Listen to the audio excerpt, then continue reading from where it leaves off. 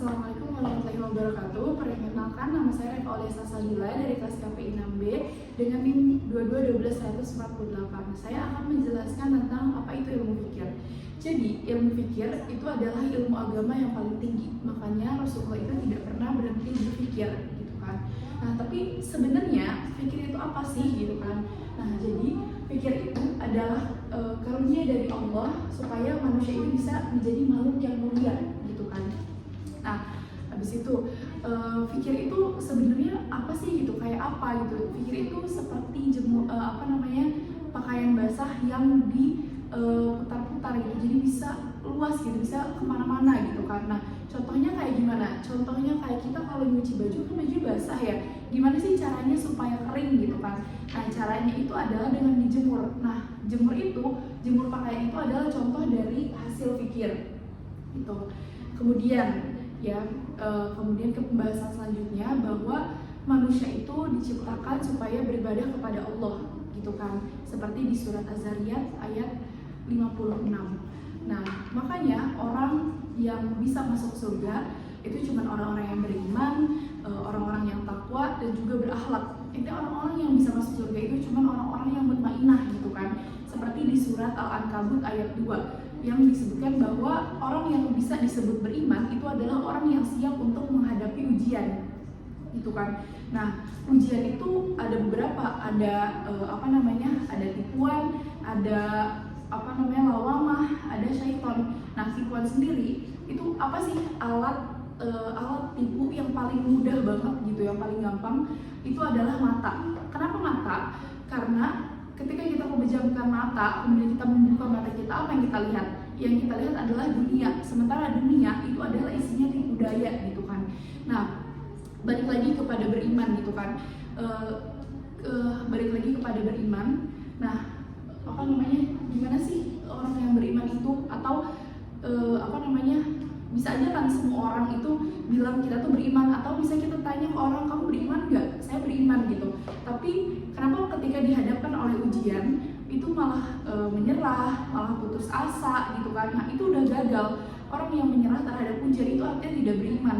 Misalnya sesimpel kayak kita kalau bisa dikasih ujian, kemudian kayak kenapa ya Allah kok dikasih ujian kayak gini? Nah, itu udah gagal untuk beriman gitu. Makanya once kita dikasih ujian itu cuman harus sabar menghadapinya tuh, bahwa yakin kalau emang ini tuh dari Allah gitu. Nah, itu insya Allah kayak lulus setelah ujian dalam beriman itu sendiri, karena seperti di surat Al-Ankabut ayat 2 itu kan.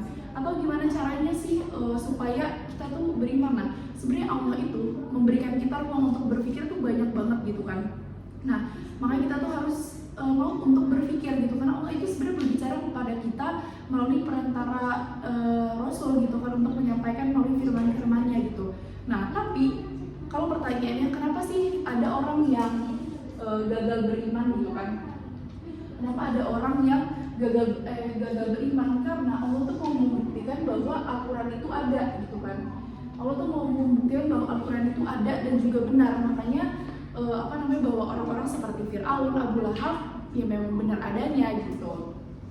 Kemudian selanjutnya sebenarnya juga di dalam diri kita itu terdapat virus atau amarah bisu gitu kan. Nah, virus itu adalah maksudnya itu untuk melawan Allah gitu. Jadi jangan sampai di diri kita itu tertanam si virus tersebut. Nah, balik lagi ke bentuk-bentuk ujian. Yang pertama itu kan tadi ada tipuannya.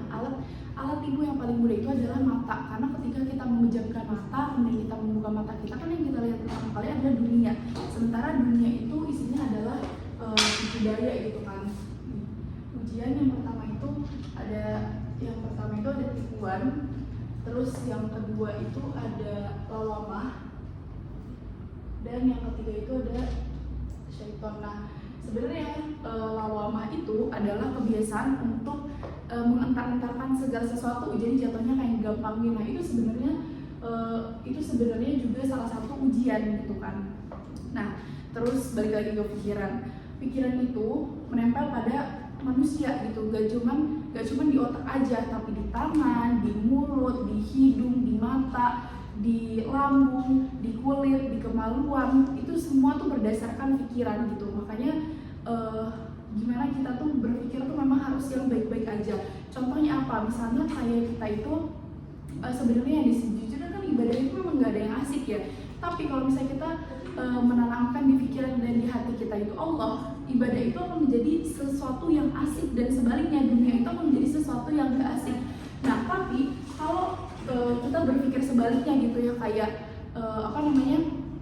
kayak berpikir dunia ini asik tapi ibadah yang gak asik, nah itu sama aja kita tuh kayak binatang, karena mendahulukan hati daripada pikiran kayak gitu. Contohnya kayak gimana? Contohnya kayak misalnya banyak orang yang pesantren atau sekolah gitu ya, terus pas udah jadi kiainya malah misalnya cabulin santrinya gitu kan, atau ustadz yang nyuri kotak amal gitu kan. Nah itu kan berarti hati sama pikirannya tidak sejalan, dan ngapain gitu, maksudnya kayak dari kecil udah latihan jadi ustadz terus gedenya jadi maling, kenapa nggak dari kecil aja gitu kan? Karena pada dasarnya seseorang itu kan yang dilihat, orang itu kan yang dilihat akhlaknya gitu kan, bukan sekolahnya gitu. Jadi percuma mau pakai sorban berapa puluh tingkat, tapi kalau misalnya mencuri, kalau misalnya ngambil duit terkait, ya tetap aja namanya maling gitu kan. Nah terus selanjutnya balik lagi ke pikir ya. Nah jadi kan pikir itu terus pikiran dan juga pemikiran. Nah pemikiran itu apa sih? Pemikiran itu adalah kumpulan pikiran yang sudah terbentuk menjadi jiwa. Nah sementara di jiwa ini itu ada apa? Di jiwa itu ada sifat, ada karakter, terus ada hobi, dan ada habitat yang akan membentuk menjadi bawah sadar. Nah jiwa ini nih, kalau misalnya tidak dengan pemikiran ya, jiwa tidak ada pemikirannya, itu akan menjadi hawa nafsu gitu kan. Kenapa disebutnya hawa nafsu? Karena dia itu memiliki energi. Karena dia itu memiliki energi atau pendorong ataupun motivasi. Nah, motivasi sendiri itu apa sih? Nah, motivasi itu adalah motif yang hidup. Jadi orang melakukan sesuatu gitu kan. Orang mau melakukan sesuatu karena si motif itu sendiri gitu. Nah, kemudian berpikir. Kita bahas berpikir ya. Kalau kita bahas berpikir, sebenarnya bernya itu apa sih? Nah, bernya ini adalah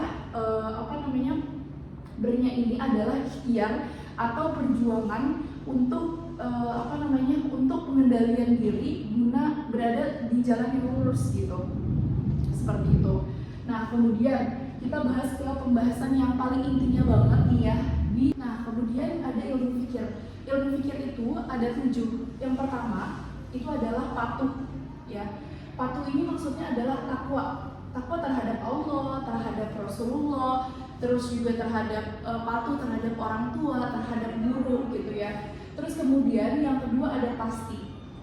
Nah, pasti ini maksudnya apa sih? Jadi pasti ini maksudnya adalah untuk memastikan, untuk membunuh virus yang ada di dalam pikiran, atau lawamah bisu, terus amarah bisu, lawamah, dan juga syaiton gitu kan yang ada di dalam diri. Caranya gimana? Caranya dengan ikro ya. Cara dengan ikro apa aja sih? Ada Al-Quran hadis, ya kan, Al-Quran hadis, ada pengalaman, ada pengetahuan, dan juga ada wawasan. Kemudian yang ketiga itu ada di patuh, pasti, dan mixing.